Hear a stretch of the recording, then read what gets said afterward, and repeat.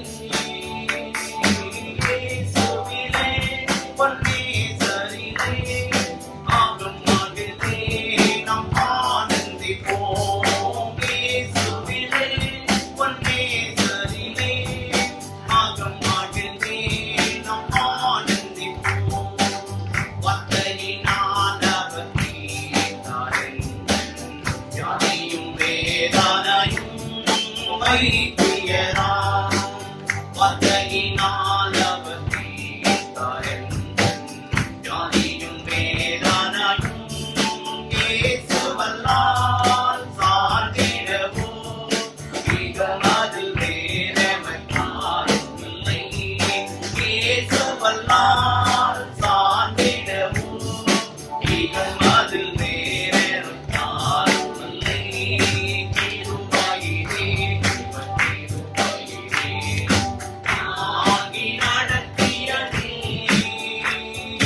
இயேசுவிலே பொன்னேசரிலே ஆகும் மகிழ்வே நாம் ஆனந்திப்போம். இயேசுவிலே பொன்னேசரிலே ஆகும் மகிழ்வே நாம் ஆனந்திப்போம். இயேசுவின் நாமமே இயேசுவின் நாமமே இயேசுவின் நாமமே இயேசுவின் நாமமே வானம் பூமிகளில் மகிமையோடு இறங்கும் நாமமே வானம் பூமிகளில் மகிமையோடு இறங்கும் நாமமே. Alleluia, alleluia, alleluia, alleluia, alleluia, alleluia, alleluia. மாந்தர் போற்றும் நாமம் விண்தூதர் வாழ்த்தும் நாமம். மாந்தர் போற்றும் நாமம் விண்தூதர் வாழ்த்தும் நாமம். உலோகர் போற்றும் மேன்மையான நாமம். உலோகர் போற்றும் மேன்மையான நாமம். இயேசுவின் நாமமே இயேசுவின் நாமமே இயேசுவின் நாமமே இயேசுவின் நாமமே வானம் பூமிகளில் மகிமையோடு இறங்கும் உன்னத நாமமே. வானம் பூமிகளில் மகிமையோடு இறங்கும் உன்னத நாமமே. அல்லேலூயா, அல்லேலூயா, அல்லேலூயா, அல்லேலூயா, அல்லேலூயா, அல்லேலூயா, அல்லேலூயா, அல்லேலூயா. பாவம் போக்கும் நாமம் தூய வாழ்வழிக்கும் நாமம். பாவம் போக்கும் நாமம் தூய வாழ்வழிக்கும் நாமம். நித்திய ஜீவன் அருளும் ஈடில்லாத நாமம். நித்திய ஜீவன் அருளும் ஈடில்லாத நாமம். இயேசுவின் நாமமே இயேசுவின் நாமமே இயேசுவின் நாமமே இயேசுவின் நாமமே. வானம் பூமிகளில் மகிமையோடு இறங்கும் உன்னத நாமமே.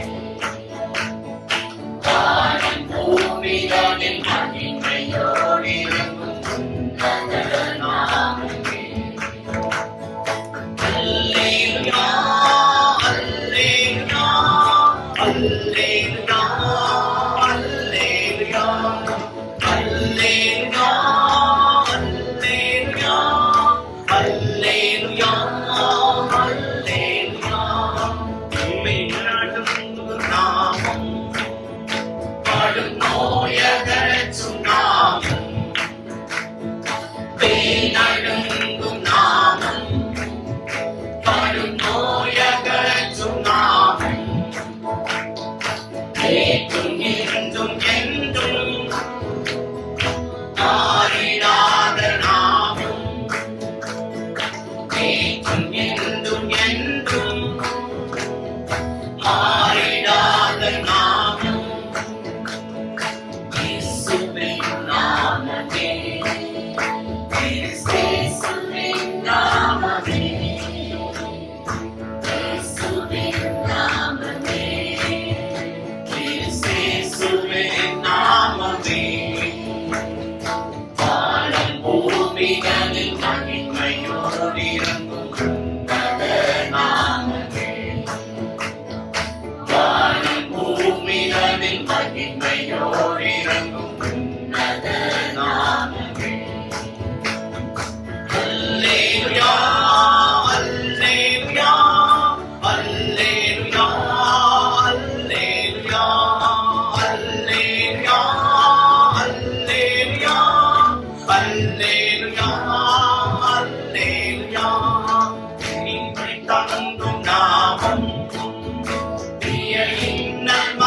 மாற்றும் நாமம்,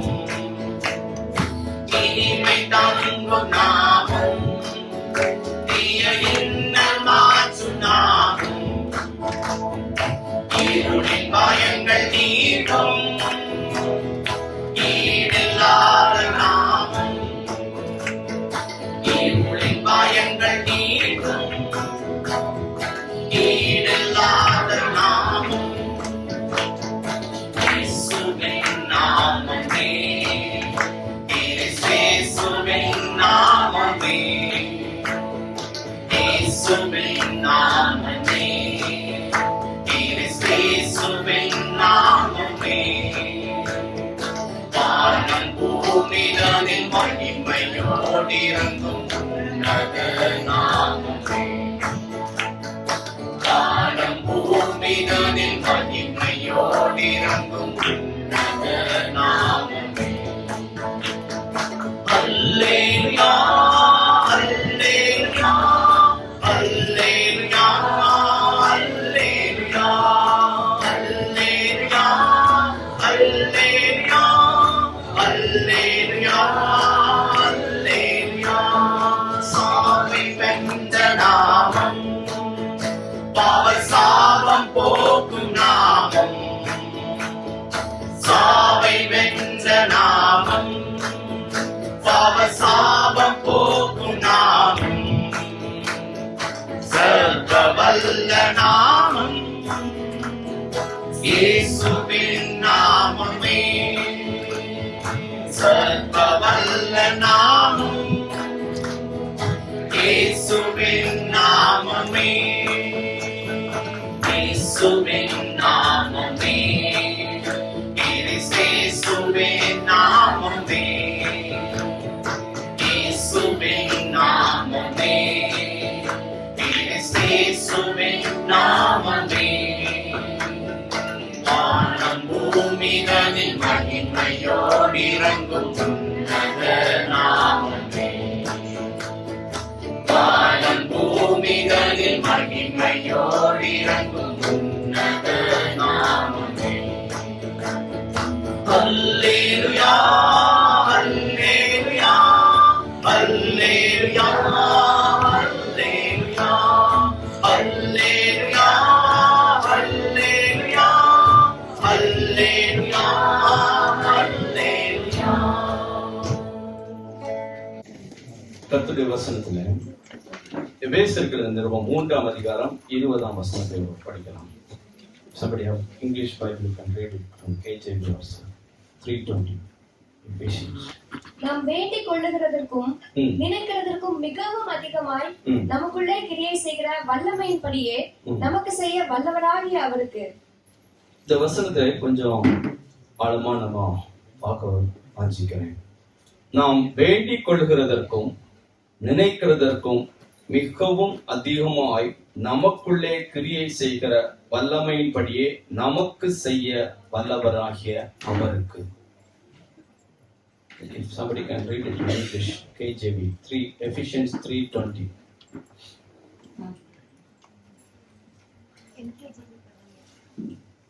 KJV is what I have. Anything you can read. Now to him who is able to do exceedingly abundantly above all that we ask or think, according to the power that works in us. Now unto him who is able to do exceedingly abundantly above all that we can ask and think. ரெண்டு காரியங்களை நம்ம இதை பிரிக்கலாம். unto him, அவரை குறித்து நம்முடைய அறிவு என்ன? ஆண்டவரை குறித்து ஒரு அறிவு நமக்கு இருக்க வேண்டும். அவர் எப்படிப்பட்டவர், அவர் எப்படிப்பட்ட தன்மை உடையவர், எப்படிப்பட்ட வல்லமை உடையவர் என்ற தெளிவு நமக்கு உண்டு. அப்புறமா நம்மை குறித்தும் சில தெளிவு வேண்டும். அவர் நமக்கு செய்வார் என்ற தெளிவும் நமக்கு வேண்டும். You need all these three things if you want to be complete or if you have to be victorious in Christ. கிறிஸ்துவுக்குள்ளே நாம் ஒரு ஜெயம் பெற்ற வாழ்க்கை வாழ வேண்டுமென்றால் என்னை அழைத்த தேவனை குறித்த அறிவு எனக்கு இருக்க வேண்டும். அவர் எனக்கு என்ன செய்வார் என்ற தெளிவு எனக்கு இருக்கணும். அப்படி இல்லைன்னா நம்ம விசுவாசத்துல எங்கேயோ ஏதோ ஒரு இடத்துல நமக்கு வாழ்க்கை பிரச்சனை நிறைந்தது தான். யாருக்காவது பிரச்சனை இல்லாம இருக்குதா? என்னைக்குமே ஒரு பிரச்சனை போனா இன்னொரு பிரச்சனை வரத்தான் செய்யுது. அப்போ இந்த பிரச்சனை நிறைந்த உலகத்திலே வாழும் போது நான் ஜெயமுள்ள ஒரு வாழ்க்கை வாழ வேண்டும் என்றால் சில அறிவை நான் பெற்றுக்கொள்ள வேண்டும். அது வசனம் நமக்கு தெளிவாக போகுது. சத்தியத்தை அறிவீர்கள். அப்போ விடுதலை ஆக்குதுன்னா ஏதோ ஒண்ணு என்ன அடிமைப்படுத்துறதுக்கு முயற்சி செய்துட்டே இருக்குது. நான் சத்தியத்தை அறியும் போது நான் விடுதலையாகி நான் ஜெயமா நான் போயிட்டு இருக்கிறேன். சரி, இப்போ unto him, அவரை குறித்து who can do, அவர் எவ்வளவு செய்ய முடியும், அவர் ஆரம்பத்துல எப்படி செய்தார், அது சில காரியங்களை நம்ம பார்க்கும்போது அவருடைய ஒரு தன்மையை நம்ம புரிந்து கொள்ள முடியும். எரேமியா தீர்க்கதரிசன புஸ்தகம் 32:17 ஒருவர் படிக்கலாம். எரேமியா 32:17.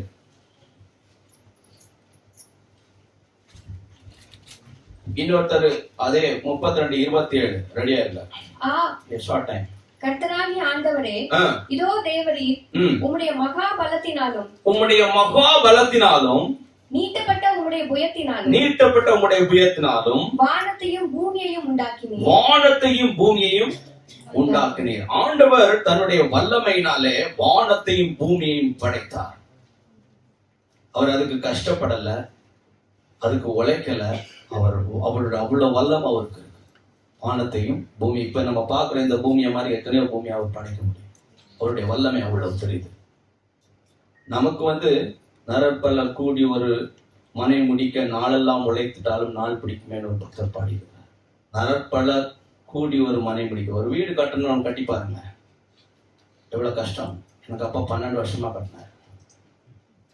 12 வருஷம். அதுக்கு காசு பார்க்கணும், அதுக்கு ஒரு கொத்தனார் வர வைக்கணும், அதுக்கு ஒரு ஆசாரியர் வர வைக்கணும். அவர் இன்னைக்கு வருவார், நாளைக்கு அவர் சிக்குன்னு பாரு, இதில் நம்ம வர சிக்காவும். இப்படி நரப்பல கூடி ஒரு மனை முடிக்க நாளெல்லாம் உழைத்திட்டாலும் நாள் பிடிக்குமே. மரம் உயர்த்தாது என்னும் வான் புவி அனைத்தையும் ஒரு வார்த்தையால் ஷான பொழுதில் நேர்த்தியாய் உண்டாக்கி வைத்த சுயாதிகாரா சுந்தர குமாரா. அதாவது எல்லாவற்றையும் நாம் காண்கிற எல்லாவற்றையும் க்ஷணப்பொழுதிலே உண்டாக்க வல்லமை உள்ள ஒரு கர்த்தர். அவருடைய வல்லமை அவ்வளவு பெரிது. சரி, இது அவருடைய வல்லமையை குறிக்கும். 32:27 படிங்க. நான் மாம்சமான யாவருக்கும் தேவனாகிய கர்த்தர் என்னாலே செய்யக்கூடாத அதிசயமான காரியம் ஒன்றுண்டோ?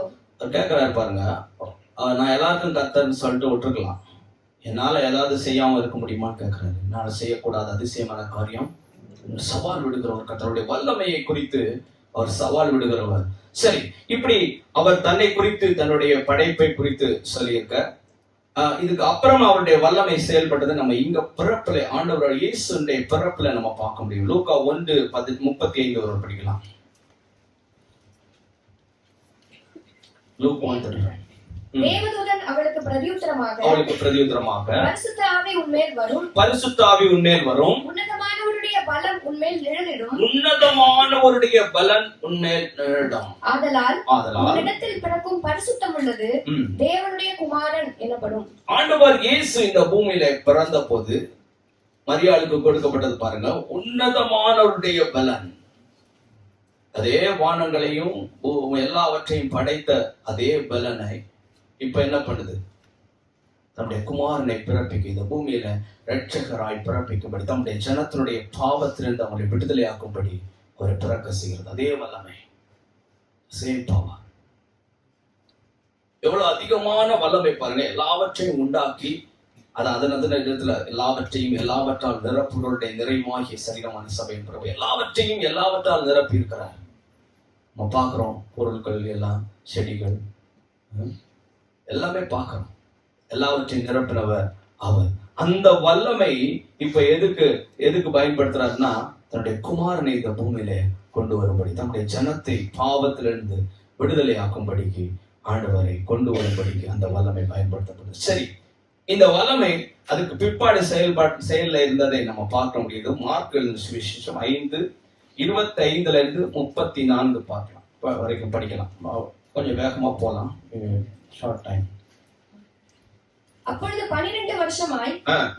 பெரும்பாடுள்ள ஒரு ஸ்திரீ ஆ. அநேக வைத்தியர்களால் மிகவும் வருத்தப்பட்டு ம். தனக்கு உண்டானவைகளை எல்லாம் செலவழித்தும் ம். சற்றாகிலும் குணமடையாமல் அதிக வருத்தப்படுகிற பொழுது ம். இயேசுவை குறித்து கேள்விப்பட்டு ம். நான் அவருடைய வஸ்திரங்களை ஆகிலும் தொட்டால் சுஸ்தமாவேன் என்று சொல்லி ஜன கூட்டத்துக்குள்ளே அவருக்கு பின்னாக வந்து அவருடைய வஸ்திரத்தை தொட்டாள். ம். உடனே அவளுடைய உதிரத்தின் ஊரல் நின்று போயிற்று. ம். அந்த வேதனை நீங்கி ஆரோக்கியம் அடைந்ததை அவள் தன் சரீரத்தில் உணர்ந்தாள். ம். உடனே இயேசு தம்மிலிருந்து வல்லமை புறப்பட்டதை தனக்குள் அறிந்து ம். ஜன கூட்டத்துக்குள்ளே திரும்பி ம். என் வஸ்திரங்களை தொட்டது யார் என்று கேட்டார். ம். அவருடைய சீஷர்கள் அவரை நோக்கி, திரளான ஜனங்கள் உம்மை நெருக்கிக் கொண்டிருக்கிறதை நீர் கண்டும் என்னை தொட்டது யார் என்று கேட்கிறீரே என்றார்கள். ம். இதை செய்தவரை காணும்படிக்கு அவர் சுற்றிலும் பார்த்தார். தன்னிடத்திலே சம்பவித்ததை அறிந்த அந்த ஸ்திரீயானவள் பயந்து நடுங்கி அவர் முன்பாக வந்து விழுந்து உண்மையை எல்லாம் அவருக்கு சொன்னாள். அவர் அவளை பார்த்து, மகளே, உன் விசுவாசம் உன்னை ரட்சித்தது, நீ சமாதானத்தோட போய் உன் வேதனை நீங்கி சுகமாயிரு என்றார். இந்த பகுதி நம்ம எல்லாருக்கும் தெரிகிறது. நான் புதிதா ஒன்றும் சொல்லல, ஏற்கனவே இதை பிரசங்கிச்சிருக்கிறேன். இதுல பார்க்க வேண்டிய ஒரு முக்கியமான காரியம், ஒரு மனுஷிக்கு ஒரு பிரச்சனை இருக்குது. சரி, இந்த பிரச்சனைனால அவங்களுக்கு மிகுந்த வேதனை இருக்குது. இந்த வேதனை மாத்திரமல்ல, பண செலவு இருக்கு. சரி, இதெல்லாம் நமக்கு இருக்குல்ல, புதுசு இல்ல, நமக்கு இருக்கு. சரி, இப்போ இதுக்கு என்ன தீர்வை அவங்க தேடுறாங்க அப்படின்னு நம்ம பார்க்கணும். என்ன பிராக்டிக்கல். ஓகே, அப்போ அவங்க மனுஷனிடத்துல போறாங்க. நான் ஆப்வியஸ்லி நம்ம மனுஷன்கிட்ட தான் போகணும். மனுஷன் தான் கண்ணுக்கு தெரியலாம். போகிறோம். சரி, அங்க மனிதனிடத்துல போனோம்னா என்ன கேட்பான்? பணம் கேட்பான். பணம் கொடுக்குறோம். சரி, இப்போ மனிதனுடைய திங்கிங், அவனுக்கு தெரிஞ்சிருக்கிறது, அவனுக்கு அறிவு, விஸ்டம், நாலேஜ் எல்லாம் வல்லமை, அவனுக்கு இருக்கிற எவ்வளோ எபிலிட்டி இருக்கோ அதையெல்லாம் செயல்படுத்தி அந்த சகோதரியை விடுதலை ஆக்கணும்னு முயற்சி பண்றாங்க. என்ன நடக்குது? முயற்சி ஒர்க் ஆகுதா? இப்போ எவ்வளவோ முயற்சி பண்றாங்க. முயற்சி பண்ணலன்னு இல்லை, எல்லா முயற்சியும் பண்றாங்க. அவங்களால முடிந்த பணத்தை செலவு பண்றாங்க. அவங்களுக்கு இருந்த வல்லமை எல்லாம் பயன்படுத்துறாங்க.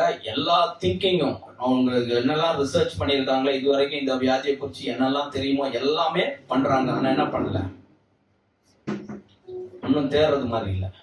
ஆனா இங்க பாத்தீங்கன்னா ஆண்டவரை இயேசுனுடைய வஸ்திரத்தின் ஓரத்தை தான் தொட்டாங்க. அப்போ அது எவ்வளவு இயற்கைக்கு அப்பாற்பட்ட ஒரு வல்லமையை அவர் சுமந்து செஞ்சிருக்கிறார். இங்க இவ்வளவு பிரயாசப்படுறோம், மணி ஸ்பெண்ட் பண்றோம், நம்ம எஃபோர்ட் எல்லாம் ஸ்பெண்ட் பண்றோம், நம்ம திங்கிங்கை ஸ்பெண்ட் பண்றோம். It's not responding. பிரச்சனை என்ன பண்ண மாட்டேங்குது, ஒன்னும் அசர்றது மாதிரியே இல்லை. சரி, அட்லீஸ்ட் கொஞ்சமாவது குறைஞ்சிச்சுன்னா கூட நமக்கு ஒரு ஹோப்பாவது வரும். அட்லீஸ்ட் இது கொஞ்சம் தேரும் போல இருக்கு, கொஞ்சம் தாங்க.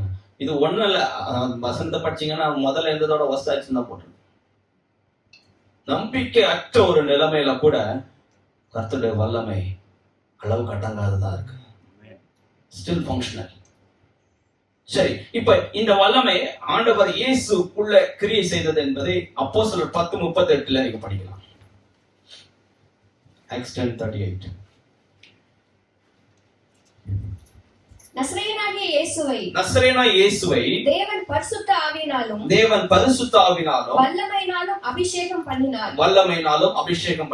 தேவன் அவருடனே கூட இருந்தபடியினால் அவர் நன்மை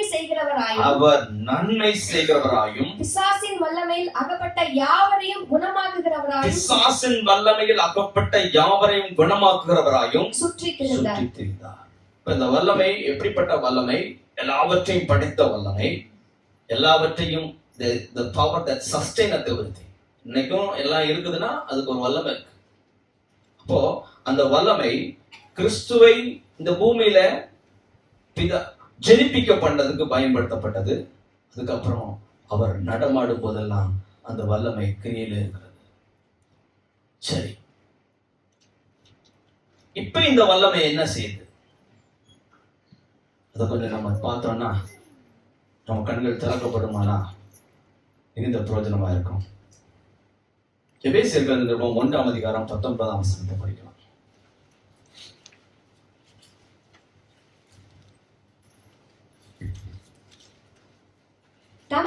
தீர்மானித்திருந்த தம்முடைய தயவுள்ள சித்தத்தின் ரகசியத்தை எங்களுக்கு அறிவித்தார்.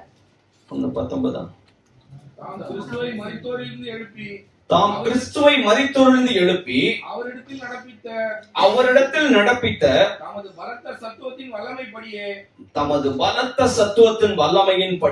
விசுவாசிக்கிறவர்களாகிய நம்மிடத்திலே காண்பிக்கும் தம்முடைய வல்லமையின் மகா மேன்மையான மகத்துவம் இன்னதென்றும் நீங்கள் அறியும்படிக்கு அவர் உங்களுக்கு பிரகாசம் உள்ள மனக்கண்களை கொடுக்க வேண்டும் என்றும் வேண்டிக் கொள்கிறேன். இப்போ அவரை ஜெனிப்பிக்கிறதற்கு ஒரு மிகுந்த வல்லமை தேவை இருந்தது. இந்த பூமியில பிசாசின் வல்லமையில அகப்பட்டவர்களை எல்லாம் விடுதலையாக்கி குணமாக்கும்படிக்கு அந்த வல்லமை இயேசுவோடு கூட செயல்பட்டு கொண்டிருந்தது. இப்போ அதே வல்லமை கிறிஸ்துவை மரித்தோரிலிருந்து எழுப்ப பயன்படுத்தப்பட்டது. இப்படிப்பட்ட வல்லமை பாருங்க. மரித்த எந்த மந்தனும் எழும்புறதில்லை, ஆனா இயேசு எழுப்பப்பட்டார். இதான் அவன் வல்லமை. அப்போ அந்த வல்லமை பயன்படுத்தப்படும் போது அங்க ஒரு இயற்கைக்கு அப்பாற்பட்ட காரியம் நடக்கிறது. That's a power that is operating. சரி சரி, அது இயற்கைக்கு அப்பாற்பட்டது, அவர் செஞ்சார். ஓகே, இங்க நம்மளை அங்க தொடர்புபடுத்தி இருக்கு. அதுதான் ரொம்ப முக்கியம். Is connecting the believer there. விசுவாசிக்கிறவர்களாகிய நம்மிடத்தில் காண்பிக்கும் நம்முடைய வல்லமை. விசுவாசிக்கிறவர்களாகிய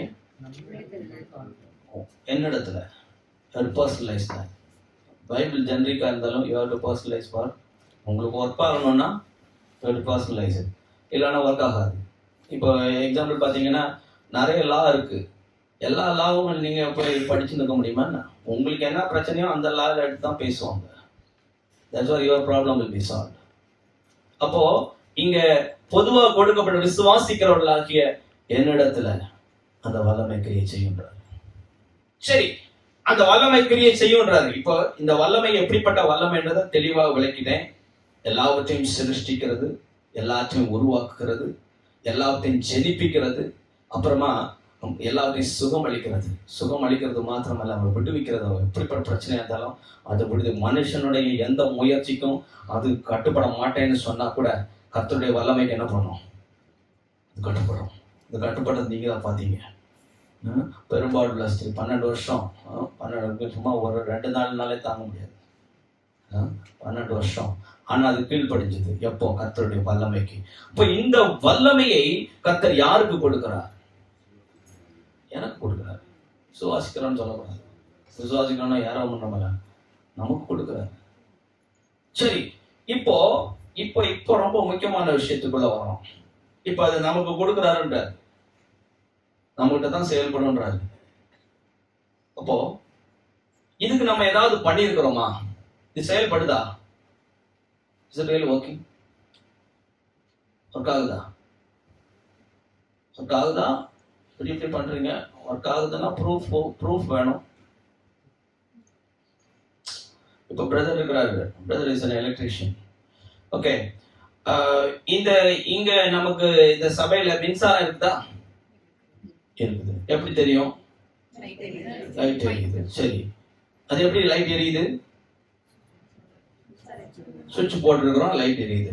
சரி, அது வல்லமை. அந்த வல்லமை இந்த நமக்கு ஒரு போர்ட்ல இருந்து வருதுன்னு வச்சுக்கோங்க, அது அங்க இருக்குது. அது அப்படியே இருந்தா ஏதாவது பயன் இருக்குமா? அதை என்ன பண்ணும்? அதை எடுத்து ஒரு லோடோட கனெக்ட் பண்ணும்போது அந்த டிஃபரன்ஸ் வரும்போது இது வேலை செய்யும். Now it should be working. வல்லமை இருக்குது. எல்லா விசுவாசிக்கிறவன்ட்டையும் வல்லமை இருக்குது. ஆனா அது ஒர்க்கிங்கா? இந்த ரட்சிப்பை குறித்து கருத்தாய் ஆராய்ந்து பரிசோதனை பண்ணினார்கள். See, they did research. They did experiment. அவங்களுக்கு இது கிடைக்கல. அவங்களுக்கு இந்த ரட்சிப்பின் வல்லமையோ இந்த சுகம் அளிக்கிற வல்லமையோ அவங்களுக்கு கிடைக்கல. ஆனா அவங்களுக்கு இப்படி ஒண்ணு இருக்குதுன்னு தெரிஞ்சுச்சுன்னா they did the research, they did work out. வேலை செய்யறாங்க. எப்படி அது எப்படி இருக்கும், அது எப்படி அவங்களுக்கு ஒரு யூகம் எல்லாம் வச்சு பண்றாங்க. இப்ப நம்ம கையில அது கையிலே இருக்குது. இப்போ பிளக் பாயிண்ட் இங்கே இருக்குது. ஆனா என்ன பண்ண மாட்டேன்றோம்? கனெக்ட் பண்ண மாட்டேன்றோம், எக்ஸ்பெரிமெண்ட் பண்ண மாட்டேன்றோம். ஏன்னா நீ கனெக்ட் பண்ணாம எக்ஸ்பெரிமெண்ட் பண்ணாம ஒண்ணுமே நமக்கு தெரியப்படுறது கிடையாது. இப்ப பவரே இங்க இருக்குது. இந்த இதுல ஏகப்பட்ட பவர் இருக்குதுன்னு வச்சுக்கோங்களேன். But you are not utilising. நமக்கு அதை செயல்படுத்தவே தெரியல, ஒண்ணுமே இல்லைன்னா அது இல்லாததுக்கு சமம். நம்ம அவிசுவாசியமா தான் இருப்போம். வல்லமை இருக்கு. எப்படிப்பட்ட வல்லமைன்னு சொல்லிட்டேன், எல்லாவற்றையும் உண்டாக்குன வல்லமை. ஆண்டவர் பார்த்தீங்கன்னா புயல் அடிக்குது, எல்லாம் ஆல்மோஸ்ட் செத்துருவோன்னு நினைச்சிட்டான். நம்மள மாதிரி முதல்ல அதான் நினைப்போம், முடிஞ்சிச்சுன்ட்டு. முடியாதுன்னு நினைக்க மாட்டான். முடிஞ்சிச்சுன்றதான் ஃபர்ஸ்ட் வந்துடும். அதுக்கப்புறமா ஏதோ ஆண்டவர் உள்ள இருந்து ஏதாவது நமக்கு ஏதாவது சரி பழைச்சா பழைப்போம்னு நினைப்போறதை தவிர முதல்ல அதுதான் வந்துச்சு. ஆனா ஆண்டவருக்கு அப்படிலாம் ஒண்ணுமே வரல. அவர் வாயை தந்து அதை அமைதலா இருக்கிறார். இந்த வல்லமை இருக்கு. அவர் சொன்னோன்னு அது கேட்டு அமைதியா இருக்கு. He is working. அவருக்கு இதெல்லாம் ஒர்க் ஆயிட்டு இருக்குது. இவங்களுக்கு உங்களுக்கு பவர் இதெல்லாம் ஒன்றும் தரல. அப்போ இவங்களுக்கு அது ஆண்டவருக்கு ஒர்க்கிங்ல இருக்குது, இவங்களுக்கு பவர் இருக்குது, சும்மா இருக்கு. இப்ப நம்ம கொஞ்சம் யோசிச்சு பார்க்கணும். எபேசியர் 3ல எபேசியர்ல ஃபர்ஸ்ட் வசனத்தை நம்ம படிச்சோம். எபேசியர் 3:20 அதை கொஞ்சம் படிங்க பார்ப்போம். நாம் வேண்டிக் கொள்ளுகிறதற்கும் நினைக்கிறதற்கும் மிகவும் அதிகமாய் நமக்குள்ளே கிரியை செய்கிற வல்லமையின்படியே நமக்கு உதவி செய்ய வல்லவராகி அவருக்கு. அப்போ எவ்வளவு நமக்கு ஆண்டவர் செய்ய முடியும்? நீங்க எவ்வளவு தூரம் திங்க் பண்ண முடியுமோ திங்க் பண்ணுங்க. எவ்வளவு தூரம் வேண்ட முடியுமோ he can do above that. எவ்வளவு நமக்கு கிடைக்கும்? நம்ம எவ்வளவு திங்க் பண்றோமோ, எவ்வளவு வேண்டிக் கொள்றோமோ அவ்வளவு கிடைக்கும். அதுக்கு மேல அவர் செய்ய முடியும். ஆனா அவ்வளவுதான் நமக்கு ஓன் பண்ண முடிஞ்சது, அவ்வளவுதான். அப்போ நம்ம திங்கிங் எப்படி இருக்கு கொஞ்சம் யோசிப்பாங்க. அதான் வசனம் சொல்லியிருக்கல, எதை திங்க் பண்ணு சொல்லிருக்கா இல்ல பிரதர் யாருக்குல டீச் பண்ணக்கூடாது. எதை திங்க் பண்ணணும்? எதை திங்க் பண்ணணும்? அண்டத்தையும் கடியதையும் பார்த்தது, அங்க பயந்தது, டிவியில வந்தது, இதெல்லாம் திங்க் பண்ணிட்டே இருக்கிறோம். யாரோ ஒருத்தர் சொன்னது, இன்னும் I have been in this bondage, ஏதாவது ஒருத்தர் தான் சொல்லிட்டானா அதை என்ன பிடிச்சிக்கும். உண்மைன்னு ஒத்துக்கணும். உங்களுக்கு எப்படியோ நீங்க வேணா மறைச்சிக்கலாம், நான் மறைச்சிக்க விரும்பல. யாரோ ஒருத்தர் சொல்லிட்டானா உள்ள வந்துருது. பிரதர் பைக்ல போகாதீங்க பிரதர், அவ்வளவுதான் பிரதர்னா பைக்கே எடுக்க முடியாது. பைக்கே எடுக்க முடியாது. கார்ல போகாதீங்க பிரதர், கார் கவுந்து விழுந்துச்சுன்னா கார் எடுக்க முடியாது. இப்ப எப்படிதான் போறது? அதாவது ஆண்டவர் சொல்றாரு, என்னுடைய வசனத்தை திங்க் பண்ணுறாரு. உன் போக்கையும் உன் மரத்தையும் உன் மரத்தை என்னையும் காப்பேன்றாரு. சரி, அவர் செய்வாரு. அப்படி திங்க் பண்ணோம்னா அது ரைட்டு. அந்த திங்கிங்க்கு அவர் அதிகமா செய்வான்றாரு. சரி, அதனால ஏதாவது பிரச்சனை வருமா? பிரச்சனை வந்தா பாத்துக்கலான்றாங்க. ஏன்னா இதுல ஸ்டெடியா இருக்குன்னா, இருதயம் சரியா இருக்குதுன்னு வச்சுக்கோங்க, இருதயமும் வாயும் சரியா இருக்குதுன்னா பிரச்சனை இல்லைன்றாங்க.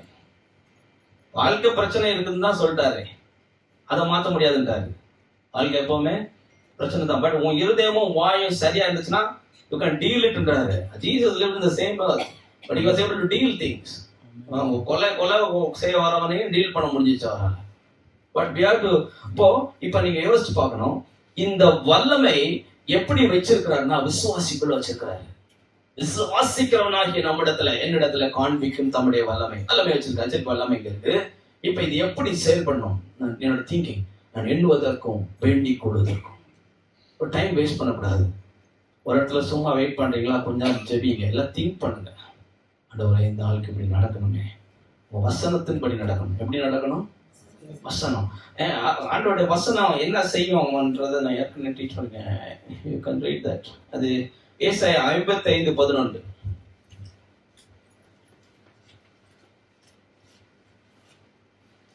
இன்னொருத்தர் ரோமர் 10:10.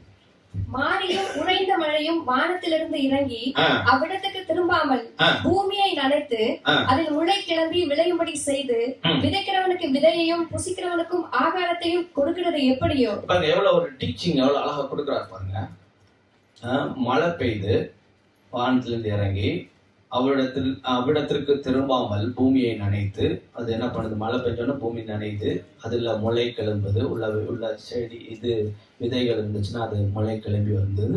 அப்புறம் அது வளர்ந்து அது அடுத்த விதைகளை கொடுக்குது. அது விதைக்கிறவனுக்கு விதையையும் புசிக்கிறவனுக்கு ரெண்டையும் செய்யுது. நான் அடுத்தது விதைக்கணும்ல, அடுத்தது ப்ராக்ரஸ், அடுத்தது அதே நேரத்துல புசிக்கணும்ல, அதை கொடுக்கறது எப்படியோ அப்படியே என் வாயிலிருந்து புறப்படும் வசனமும் இருக்கும்.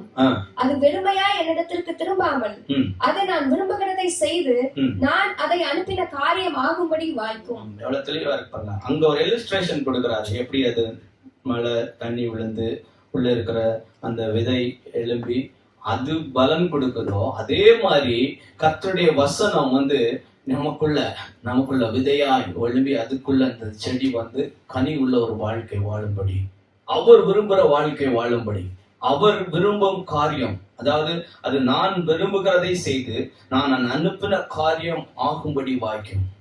அவர் எதுக்காக வார்த்தை கொடுக்கிறாரு? நாம் பிழைத்திருக்கும்படி, நம் பூமியில கர்த்தருக்கு சாட்சியா இருக்கும்படி வசனத்தை கொடுத்திருக்கிறார். என் ஜனம் என்று சொல்லி இருக்கிறார். என் ஜனம் நாம அடிக்கும் நன்மையினால் திருப்தியா இருக்கும்னு சொல்லியிருக்கிறார். இந்த ஜனத்தை எனக்கண்டு ஏற்படுத்தினேன்னு சொல்லியிருக்கிறார். கர்த்தர் வசனம் தந்தார், அதை பிரசித்திப்படுத்திக் கொள்ள அநேகராக. எதுக்கு வசனம் கொடுக்கிறார்னா அவருக்கு விரும்ப காரியம். இப்போ வியாதி உணர்ந்து விளக்குவேன் கர்த்தர் சொல்லுகிறார். அப்போ எதுக்கு கொடுத்தாரு வசனம்? ஏன்னா வியாதி நம்மளை தாக்குச்சுன்னா நம்மளால ஒன்றும் பண்ண முடியாது. அது பிடிச்சி அமைக்கிறோம். அதனாலதான் நான் விளக்குவேன்றாரு. அது வல்லமைக்கு அப்பாற்பட்டது, என் வல்லமையில அதை ட்ரீட் பண்றேன்றதுக்கு வசனம் கொடுத்துருக்கிறாரு. விளக்கலன்னா என்ன ஆகும்? நம்ம இருக்க மாட்டோம். அதான் உண்மை. விளக்கலன்னா நம்ம இருக்க மாட்டோம். ஏன்னா எந்த வியாதி எப்படின்னு யாருக்கு தெரியும்?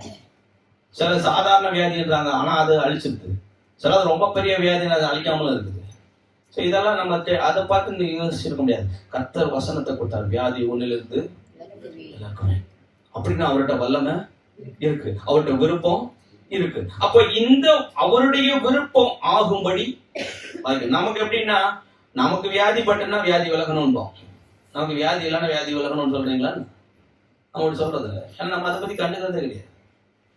நமக்கு வியாதி இருந்தாதான் வியாதி விலகணும், மற்றவனுக்கு வியாதி இருந்தா அது போது, அது அவங்க கதை, அது அவங்க கதை, உங்க கதை இல்லைல்ல. ஆனா ஆண்டவர் அப்படி கிடையாது. அவருடைய அன்பை பாருங்க, அவருடைய இருதயத்தை பாருங்க.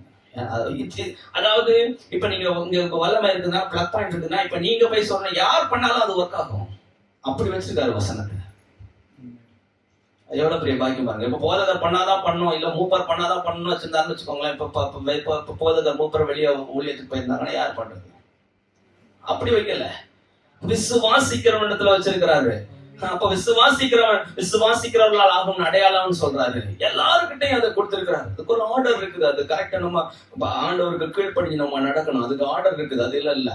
பட் ஆனா செயல்படுத்துறதற்கு, ஆண்டவருடைய வல்லமையை செயல்படுத்துறதற்கு எல்லாருக்கிட்டையும் கொடுத்திருக்கிறாரு. நீங்க எப்படி பழக்க வைக்கணும்? நீங்க உங்களுக்கு வார்த்தையில பழக்கம் இல்லைன்னு ஒரு வசனம் இருக்கு, எங்கன்னு தெரியல, தேடி எடுக்கணும். வார்த்தையில உங்களுக்கு பழக்கம் இல்லை. You are not familiar with the handling the word. அதை கரெக்டா யூஸ் பண்ணோம்னா அந்த வல்லமை வரும். இந்த வல்லமை எல்லாவற்றையும் உருவாக்கின வல்லமை, ஜெனிப்பித்த வல்லமை, கிறிஸ்துவ மரித்தோழ்ந்து எழுப்பின வல்லமை, பிசாசின் பிடியில அகப்பட்ட யாவரையும் விடுதலை ஆக்கும்படி பயன்படுத்தப்பட்ட வல்லமை விசுவாசிக்கிற நம்மிடத்துல காண்பிக்கு. இப்போ நம்ம திங்கிங் கேர்ஃபுல்லா இருக்கணும். நம்மளுடைய வேர்டு ரோமர் 10:10 படிங்க. நீதி உண்டாக இருதயத்திலே விசுவாசிக்கப்படும், ரட்சிப்பு உண்டாக வாயினாலே அறிக்கை பண்ணப்படும். இப்ப கர்த்தருடைய வசனத்தை நமக்கு சொல்லி கொடுக்கும் போது நம்ம கேட்கிறோம், எல்லா வாரமும் நமக்கு வசனம் சொல்லிக்கப்படுது. அப்போ நீதி உண்டாக இருதயத்துல விசுவாசிக்கணும். Believe it in your heart. உண்மையா அதை விசுவாசிக்கணும். நான் வேற வழி கிடையாது. ஏன்னா விசுவாசிக்கலாம், வேற ஏதாவது விசுவாசிக்க வேண்டிய நிலைமைக்குள்ள தள்ளிடும். You don't believe the truth, you'll be forced to believe the lie. ஏதாவது ஒண்ணா பிலீவ் பண்ணிதானே ஆகணும். You have to believe something. But ஆண்டவருடைய இது எதையோ பிலீவ் பண்றதில்ல. You have to believe the truth. அப்போ நீதி உண்டாக இருதயத்திலே சத்தியத்தை விசுவாசிக்க வேண்டும். அப்போ உங்களுக்கு நீதி உண்டாகும். சரி, இப்போ ரட்சிப்பு வேணும், விடுதலை வேணும்னா என்ன பண்ணணும்? வாய் திறந்து பேச. ஏசு அதான் செஞ்சார். அவர் நீதி உடையவராக இருந்தார், வாயை திறந்து பேசினார், அது கீழ்ப்படியப்பட்டார். That's what is principle. அதான் அவருடைய பிரின்சிபிள். பழைய ஏற்பாட்டில் இருந்தவங்களுக்கும் அதே பிரின்சிபிள் தான், ஒன்றும் புதுசா இல்லை. அவங்க அதான் பண்ணாங்க. நீதி இருதயத்துல இருந்துச்சு. நீர் ஒரு காரியத்தை நிர்ணயம் பண்ணால் அது நிலைவரப்படும். இருள வெளிச்சம் உதிக்கும். இருள் வேணா இருக்கலாம், வாழ்க்கையில இருள் வராதுன்னு நான் சொல்லல, வரலாம். ஆனா வெளிச்சம் உதிக்கும். ஏன்னா நீதிமானுக்கு இருள வெளிச்சம் உதிக்கணும்னு கர்த்தர் வைத்திருக்கிறார். அவர் அப்படி வச்சிருக்கிறார்.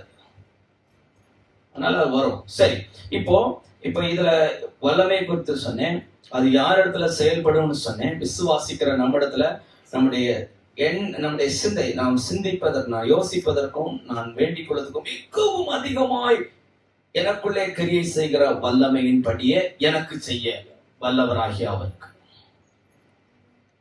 எனக்குள்ள ஒரு வல்லமை கிரியை செய்து அது எவ்வளவு தூரம் எனக்கு செய்யும், நான் எண்ணுவதற்கும் வேண்டிக் கொள்வதற்கும். அப்போ நம்ம சும்மா உட்கார்ந்து இருக்கும் போதும் நம்ம யோசிக்கிறோம், நம்ம வாய் திறந்து பேசலாம், ஜெபிக்கலாம். சரி, இப்போ இந்த வல்லமைக்கு தடை பண்ண முடியுமா?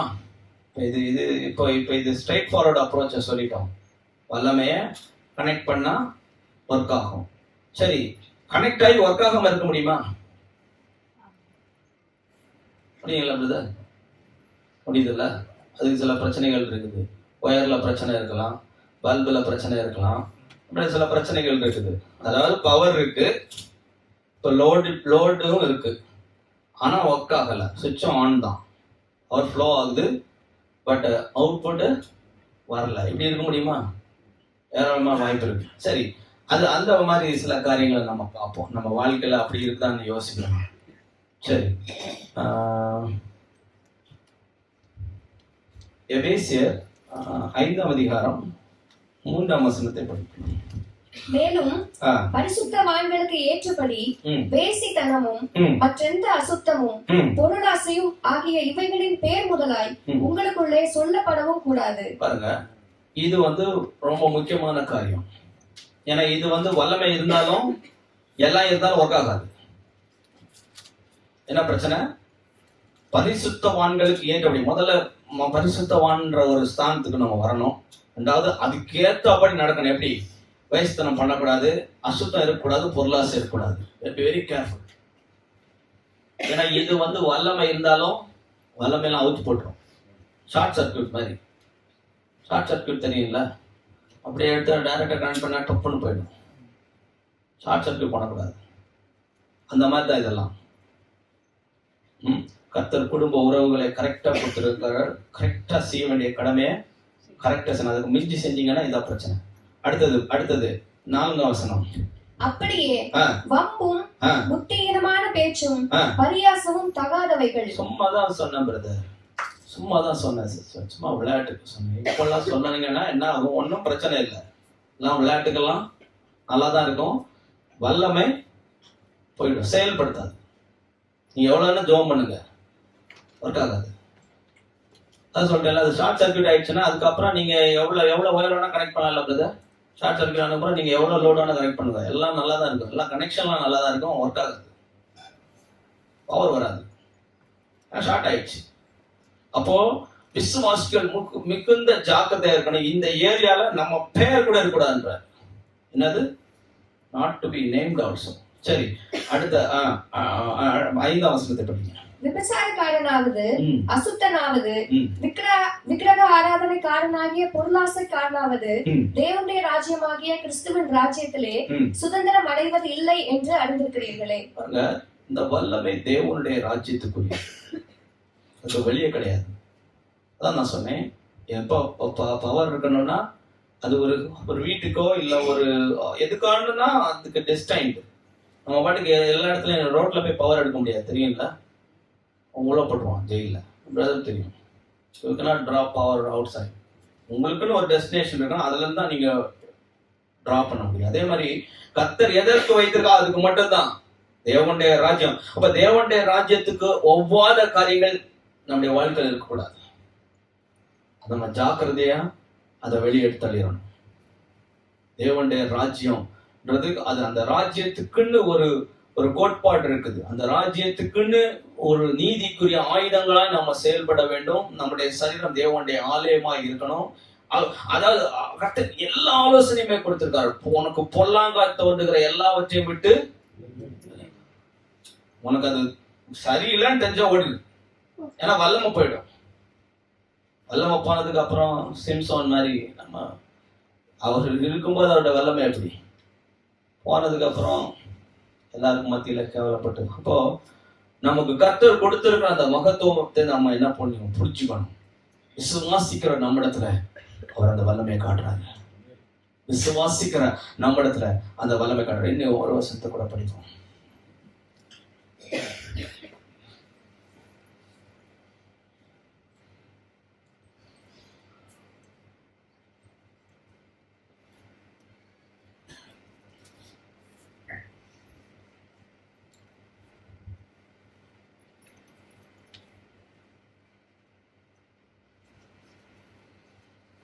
சரி,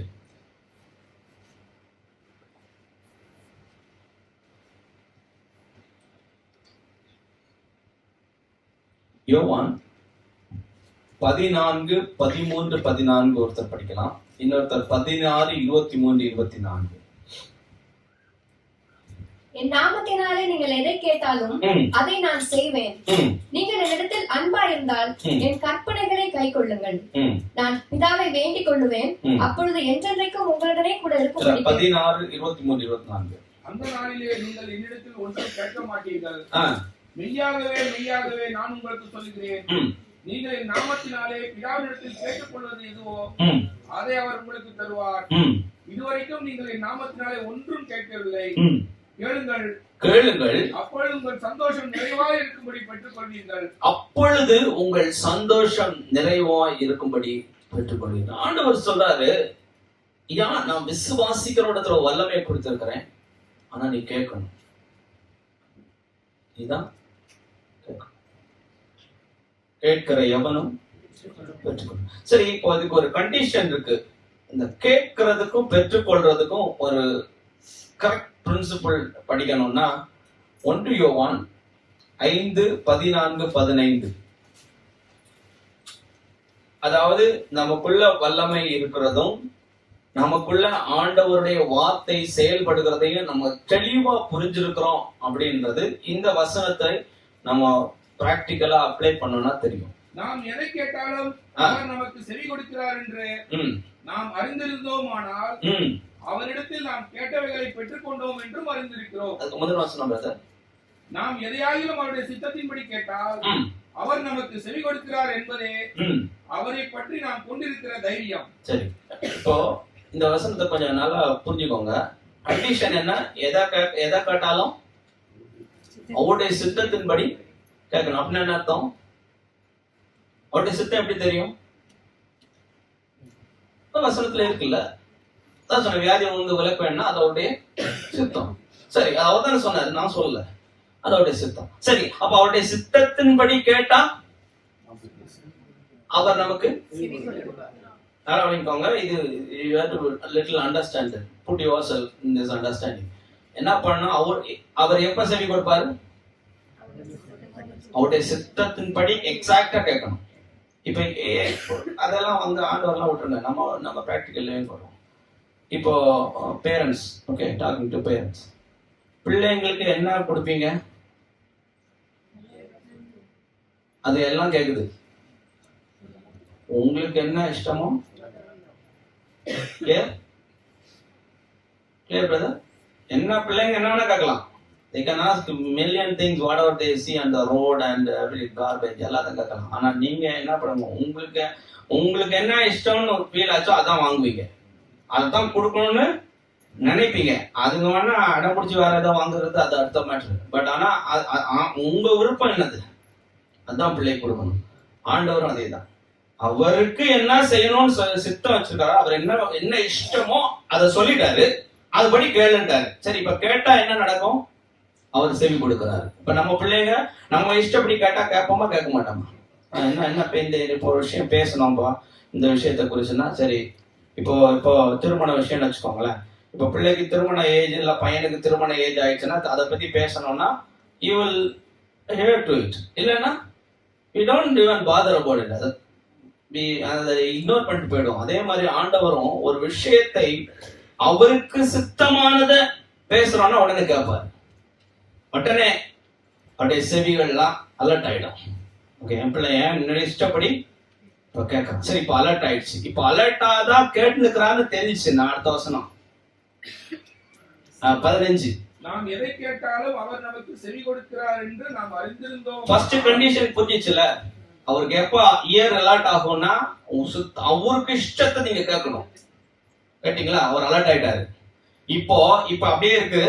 நாம எதை கேட்டாலும் அவர் நமக்கு செவி. இப்ப நம்ம என்ன கேட்டாலும் அவர் கேட்டுனே இருக்கிறாருன்னு உங்களுக்கு தெரியணும். உங்களுக்கு தெரியும். நீங்க உண்மையா சித்தத்தின்படி கேட்டீங்கன்னா அவர் கேட்டு நிற்கிறாருன்னு உங்களுக்கு தெரியும். இப்ப தெரிஞ்சிச்சுன்னா என்ன நடக்கும்? அவரிடத்தில் நாம் கேட்டவர்களை பெற்றுக்கொண்டோம் என்று அறிந்திருக்கிறோம். இப்போ த்ரூ ஆயிடுச்சுன்னு கான்ஃபிடன்ஸ் ஆயிடும். இப்போ புரியுதா? பாதி பேருக்கு புரியல. அப்படிதான் எனக்கு தெரியல. உங்களுக்கு புரிஞ்சா நல்லதுதான். எனக்கு தெரிஞ்ச வரை உங்களுக்கு புரியல. புரிஞ்சிச்சுன்னா இப்ப சந்தோஷப்பட்டிருப்பீங்க. அதாவது எதையாலும் அவருடைய சித்தப்படி கேட்டீங்கன்னா அவர் உடனே கேட்கறாருங்க. எப்படில கேட்கறான்? எனக்கு இஷ்டப்படி கேட்கறான்னு அவர் விழிப்பாயிடுறாரு. சரி, இப்ப விழிப்பாயிட்டாருன்னு உங்களுக்கு தெரிஞ்சிச்சு. ஓகே, இப்ப நீங்க என்ன கேட்டாலும் நடந்துச்சு. இதான் கேட்டாருல்ல. அவருக்கு அவ்வளவு வல்லமை இருக்கு. அவருக்கு அவ்வளவு வல்லமை இருக்கு அதை செயல்படுத்துறது. நம்ம அப்பா அம்மாட்ட ஒரு விஷயத்த சொன்னாலே அவங்களுக்கு செயல்படுத்த வல்லமை இருக்குன்னா எல்லாவற்றையும் உருவாக்கினவரும் எதையும் செய்ய வல்லவர். சவால் விட்டவருக்கும் அதை செயல்படுத்த முடியாதா? நம்ம சொன்னதை can able to do that. As a matter of fact, he can exceedingly abundantly he can do. அதுக்கு மேல இப்ப நீங்க ஆண்டவரே எனக்கு இந்த காலில் இருக்க வலிய போங்கன்னு சொன்னீங்கன்னா முழு சரீரத்தையும் சுகப்படுத்த வரல முடியாதா? நம்ம கேட்டது அவ்வளவுதான். நமக்கு தெரிஞ்சது அவ்வளவுதான். நம்ம கேட்கலாம். நான் அப்பவுமே ஆண்டோட ஜாப் பண்ணுவதா சொன்னேன். நான் கேட்டது இவ்வளவுதான். எனக்கு கேட்க தெரிஞ்சது அவ்வளவுதான். எனக்கு கேட்க தெரிஞ்சது அவ்வளவுதான். ஆனா நீங்க செய்யுங்க. நான் கேட்டேன் அதுதான் செய்யணும்னு கிடையாது. அப்படி ஒரு ரைட் ஆண்டவர் கொடுக்கணும். நான் கேட்டது அதுதான் உங்க இஷ்டப்படி. ஏன்னா அவருடைய இஷ்டம் என்னை காட்டிலும் பெருசு. அவருடைய சித்தம் என்னை காட்டிலும் என்னுடைய திங்கிங்கோ என்னோட அதனாலதான் அவர் சொல்றாரு உன்னுடைய திங்கிங் என் நினைவுகள் வெரி அவருடைய thinking is very high beyond any comprehension. நான் என்னால திங்க் பண்ணி யோசிச்சு பார்க்கறத விட அவர் ரொம்ப பெருசு. அப்படிப்பட்ட ஆண்டவர் தான் சொல்றாரு கேளுங்கள் அப்பொழுது உங்கள் சந்தோஷம் நிறைவாயிருக்கும்படி. சரி, இப்ப தெளிவாயிட்டீங்கல்ல. இந்த வல்லமை யாருக்கு கிரியை செய்யும், எப்படி கிரியை செய்யும்? அவர் விரும்பும் காரியம் ஆகும்படி அது வாய்க்கும். அது நமக்குள்ளே கிரியை செய்யும். இதுக்காக நம்ம பிரயாசப்படணும். We have to constantly think. நம்ம அதை யோசிக்கணும். கர்த்தர் கடல் மேல நடந்தாரு. கர்த்தர் பிசாசுகளை துரத்தினார். இதை நம்ம திங்க் பண்ணோம்னு வச்சுக்கோங்களேன், எந்த பிசாசும் உங்ககிட்ட வராது. You think like that, speak like that. நீங்க திங்க் பண்ணணும், பேசுறதும். வியாதி ஆண்டவர்கிட்ட வியாதி நின்னுச்சா? நிக்கல. சரி, அப்ப நம்ம கிட்ட வருதா? வருது. சரி, இப்ப இதே திங்க் பண்ணி ஆண்டவர்கிட்ட நிக்கல. ஆண்டவர் நான் சொல்றதை கேட்கறாரு. ஏன்னா ஆண்டவருடைய சித்தப்படி நான் போய் கேட்கறேன் அப்படின்னமோ நான் அது பக்கத்துல இருக்குமா? You can be, but you have to work out. நம்ம சும்மா இருந்துட்டு வராது. சும்மா இருந்து எதையுமே சாதிக்க முடியாது. அப்போ இப்படிப்பட்ட ஒரு முறை கூட அந்த கடைசி அந்த வசனத்தை படிக்கலாமா? முதல்ல படிச்ச வசனம். I want to him who is able to do. நாம் வேண்டிக் கொள்ளுகிறதற்கும் நினைக்கிறதற்கும் மிகவும் அதிகமாய் நமக்குள்ளே கிரியை செய்கிற வல்லமையின்படியே நமக்கு செய்ய வல்லவராகிய அவருக்கு. நாம் வேண்டிக் கொள்வதற்கும் நாம் நினைக்கிறதற்கும் வேண்டிக் கொள்ளும் மிகவும் அதிகமாய் நமக்குள்ளே கிரியை செய்கிற நம்முடைய வல்லமையின்படியே நமக்கு செய்ய வல்லவராகிய அவருக்கு. Very specific. நமக்கு செய்வார். எப்படி? அவருடைய வல்லமையின்படி செய்வார். அவருடைய வல்லமை எப்படிப்பட்டது? நான் நினைக்கிறதற்கும் நான் வேண்டிக் கொள்ளும் மிகவும் அதிகமான வல்லமை. இந்த வல்லமை உங்ககிட்ட தான் இருக்குது. இன்னைக்கு நீங்க செயல்படுத்தலாம், இப்போது செயல்படுத்தலாம், எப்பவும் செயல்படுத்தலாம். அதுதான் இந்த வார்த்தைகளை church to confess this words that we So Ephesians chapter 3 verse 20. எபேசியர் 3:20 திருச்சபை அறிக்கை செய்ய வேண்டும் என்று நான் விரும்புகிறேன். Amen. ஆமென். சொல்லலாமா எல்லாரும் சேர்ந்து? You got to release your faith உங்கள் விசுவாசத்தை நீங்கள் கட்டவிழ்த்து விட வேண்டும். for any miracle that God wants to do in your life. உங்கள் வாழ்க்கையில் கர்த்தர் எவ்வித அற்புதம் செய்ய வேண்டும் என்று நீங்கள் விரும்பினால், First of all, Lord sees our faith. முதலாவதாக கர்த்தர் உங்கள் விசுவாசத்தை காண்கிறார். Amen. Amen. So we're going to confess this verse. இந்த வசனத்தை நாம் விசுவாசமாக அறிக்கை செய்ய போகிறோம். சொல்லுவோமாக. நாம் வேண்டிக் கொள்வதற்கும் நினைக்கிறதற்கும் மிகவும் அதிகமாய் நமக்குள்ளே சிறிய செய்கிற வல்லமை உள்ளது. நமக்கு செய்ய வல்லவராகிய அவர் இருக்கிறார். Hallelujah. He is able. அவரால் கூடும். How many believe that? எத்தனை பேர் நம்புறீங்க? He is able to do அவரால் செய்ய முடியும். and he is able to fulfill every desire of our heart. உங்கள் இருதயத்தின் வாஞ்சைகளை அவரால் நிறைவேற்ற முடியும். So be filled with the power of the Holy Ghost. பரிசுத்தாவின் வல்லமையினாலே நிறைந்திருங்கள். Amen. Amen. Jesus was full of anointing, இயேசு கிறிஸ்து அபிஷேகத்தினால் நிறைந்தவராக இருந்தார். full of God's power. தேவனுடைய வல்லமையினால் நிறைந்தவராக And இருந்தார். that is the reason he was able to heal people, heal the sick. அந்த காரணத்தினாலேயே அவரால் வியாதியஸ்தர்களை குணமாக்க முடிந்தது. You know, we are entering this new year. புதிய ஆண்டிற்குள் நுழையவிருக்கிறோம். To spend some time in prayer ஜெபத்திலே நேரம் செலவழியுங்கள். and ask God to fill you up with His power of the Holy Ghost. பரிசுத்தாவின் வல்லமையினாலே கர்த்தர் உங்களை நிரப்பும்படி அவரை கேளுங்கள். Be filled with the power of the Holy Spirit. பரிசுத்தாவின் வல்லமையினாலே நிறைந்து Say, காணப்படுங்கள். Lord, I need your anointing. ஆண்டவரே, உம்முடைய அபிஷேகம் எனக்கு வேண்டும் என்று Say, சொல்லுங்கள். Lord, I need your power. உம்முடைய வல்லமை எனக்கு வேண்டும் ஆண்டவரே என்று சொல்லுங்கள். We sing the song, there is power, wonder working power. அற்புதங்கள் செய்கிற வல்லமை இருக்கிறது என்று சொல்லி பாடினோம். Amen. Amen. So let's believe and pray and ask God, Lord, give me more of your power. விசுவாசித்து ஜெபித்து கேட்போம். ஆண்டவரே, உம்முடைய வல்லமை எனக்கு அதிகமாய் God தாரும். will surely fill நிச்சயமாக ஆண்டவர் உங்களை நிரப்புவார். according to His will. அவருடைய சித்தத்தின்படி He is able அவரால் கூடும். to do exceedingly, அவர் அதிகமாக செய்ய abundantly, பூரணமாக above everything else that you could ask Him. நீங்கள் நினைப்பதற்கும் கேட்பதற்கும் மிக So அதிகமாக that your செய்யக்கூடும். joy may be full. அப்படி செய்யும் பொழுது உங்களுடைய சந்தோஷம் பூரணமாகும். Hallelujah. Hallelujah. Thank God for that. அதற்கான